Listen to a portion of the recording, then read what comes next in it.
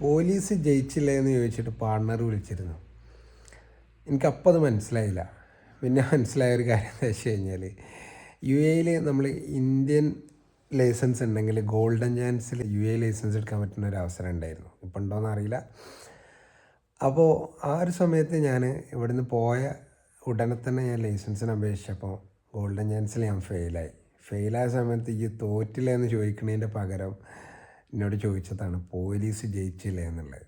അതൊരു കൗതുകമായിട്ട് എനിക്ക് തോന്നി. കാരണം വെച്ച് കഴിഞ്ഞാൽ എനിക്ക് പരാജയപ്പെട്ടില്ല എന്ന് ചോദിച്ചിട്ടില്ലല്ലോ. പിന്നെ ആ ഗോൾഡൻ ചാൻസ് കഴിഞ്ഞതിൻ്റെ ശേഷം പിന്നെ ഫസ്റ്റ് അറ്റംപ്റ്റിൽ തന്നെ ലൈസൻസ് കിട്ടിയിട്ടുണ്ട്. അതൊരു അവാർഡായിട്ട് ഇവിടെ വെച്ചിട്ടുണ്ട്. പ്രത്യേകിച്ച് അതുകൊണ്ട് ഇപ്പോൾ വലിയ കാര്യമൊന്നുമില്ലല്ലോ നാട്ടിലായതുകൊണ്ട്.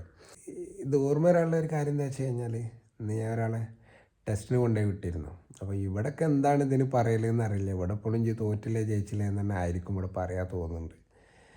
എന്തായാലും അത് നല്ലൊരു വീടാണ്, പോലീസ് ജയിച്ചില്ലേ എന്നുള്ളത്. ഓരോ കാര്യങ്ങൾ നടക്കുമ്പോഴാണ് നമുക്ക് ഓരോ ഇൻസിഡൻറ്റുകൾ ഓർമ്മ വരിക. അങ്ങനെ വിട്ട വീഡിയോ ആണ്.